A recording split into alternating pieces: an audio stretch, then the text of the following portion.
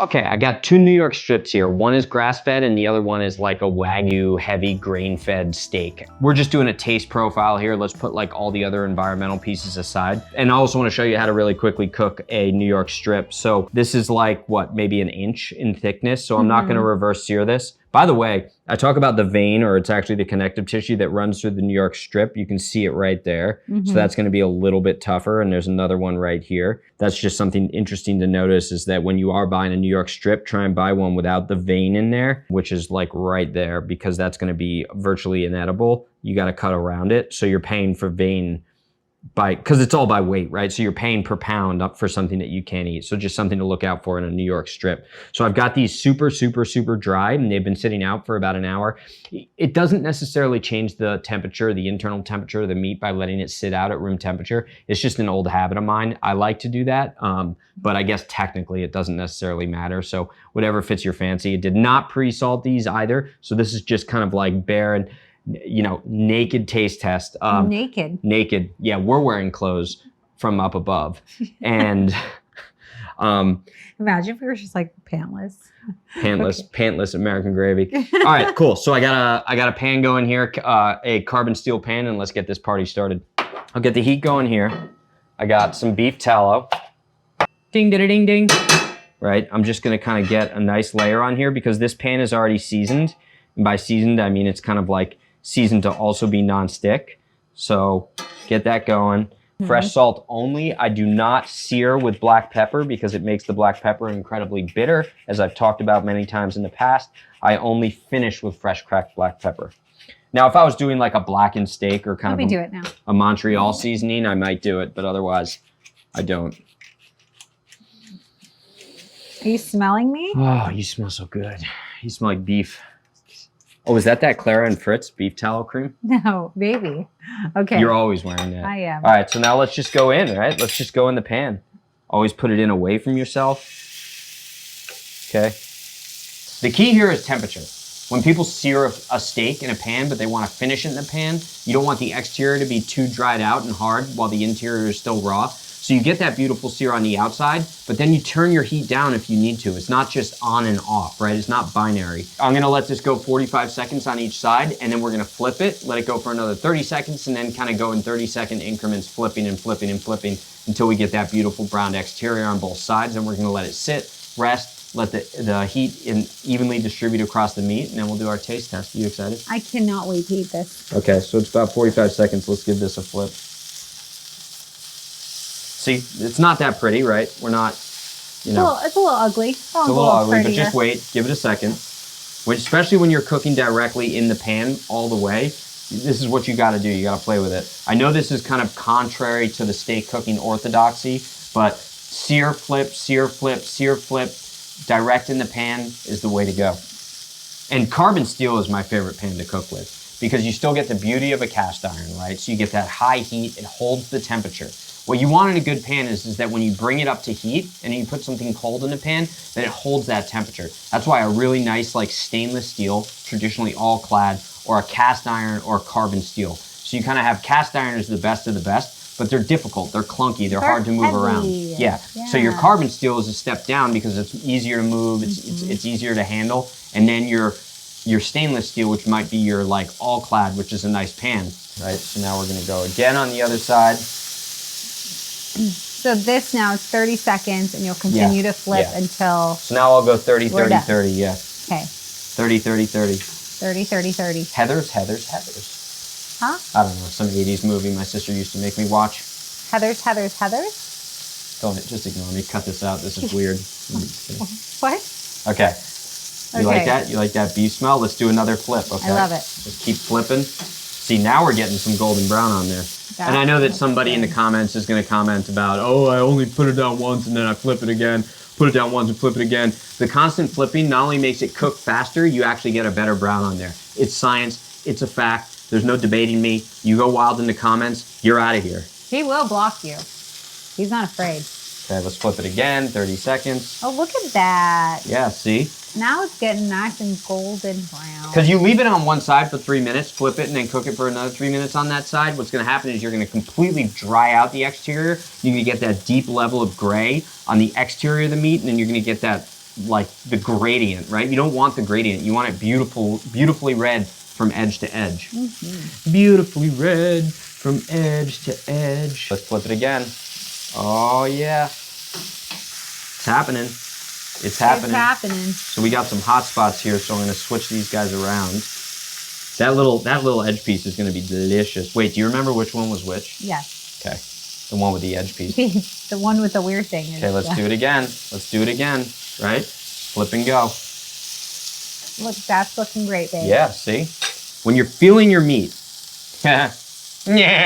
When you're touching your meat, you really wanna press it down to give it that feel, okay? And it's all about that give. You feel it? So what do you think it's at right now?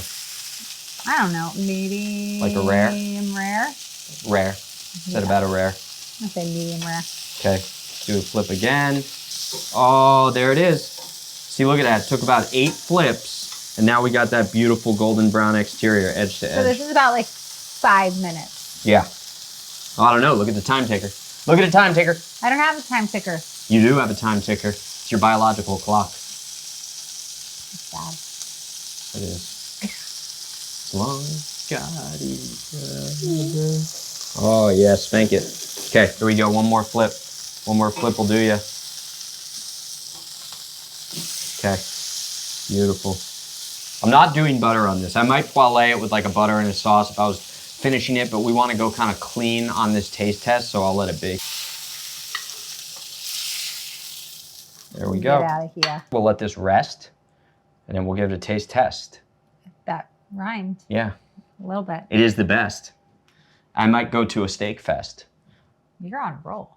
I might wear a vest as well. Yes, James. You hear that? So we cooked the steak. The kids have been kind of behaving in the background, and now we hear the voice. I'm hungry. I'm hungry. I'm gonna give you some of this steak in a second, big guy. You ready? I'm doing it, Andrew. Got a No, little. what?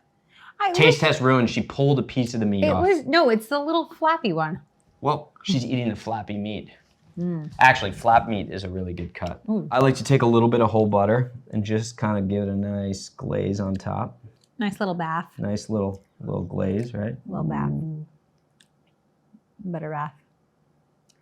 Can you not look at me while you're doing That was so bad. What the? You were... You know what? It's sometimes you just got to find little 5-second windows in life to reconnect with your wife, whether that's rubbing butter on a steak. Okay, some fresh cracked pepper. I'm not doing chives on here because I don't want those beautiful chives to manipulate the way in which this tastes. Ooh, it's hard for you. Oh yeah, so the steak's gonna bleed a little bit, but totally natural. How long are we letting this rest for? We're gonna let this rest for probably another 5 minutes. So why do we need to rest the meat? Good question. We recover when we rest, and so does the meat. What I mean by that is that right now you've got all the molecules are moving so fast inside the meat, right? So one theory is when you cut it and those molecules are moving, they're gonna push the moisture out right when you cut it, which is why you end up with a lot of liquid on the cutting board. Now there's some argument about that and whether you really lose that much moisture, because even as you see here without it being cut, it's still, the moisture's flowing out. For me, the real reason that we rest the meat is that I want it to rest and recover so that those, basically the inside's gonna be really, really raw. I want the heat to kind of transfer to the center so that you get a nice even gradient all the way through the meat as it rests. So it's kind of like one temperature, one color. So as you bite on it, you're getting that even bite through the meat. And so like, is there a rule, like how much, so like say like 1 pound, how long do you let that rest? Yeah, that's a good question. I'd say like 5 minutes for a pound of meat. But if I was doing like a huge roast, then I might let it rest for 15 or 30 minutes. But for a steak, I'm just gonna let it rest for 5 minutes. But if you're eating the steak like yourself, then just cut it and eat it. I mean, once again, I like having a more even bit of temperature and color through the meat, which is what the rest allows it to do, is it allows that equilibrium to occur within the meat muscle. But that's just me. If you want to just cut it and eat it, and then all those juices and the drippings come out on the plate, and then you can sop it up with some bread, go wild. Bread, vegetables, broccoli. Never sopped anything with broccoli. I don't think anybody has. That would be weird. But look, you do have some juices here, right? Like, so I would take a straw to this. Oh, God. Really? Yeah, so I'll take a little straw to these juices here. Oh, ugh. Oh, that's delicious. That actually is delicious. I'm not doing Do it. Do it. No, I'm not doing that. I'll Snort it. No. Okay. All right. Let's do it. Let's test the meat. So here we go. We're gonna just cut this guy. That's such a beautiful cook. Yeah. What's up, big guy? Yeah, baby, You we're ready? cutting it for You ready for some steak? We'll do a couple slices of this guy right here. 1, 2, 3, 4. 5. You're just messing with me now. Okay. Okay, which one do you want to try first? I'm gonna go the grass-fed right here. Let's try it together. Okay. And let's be objective.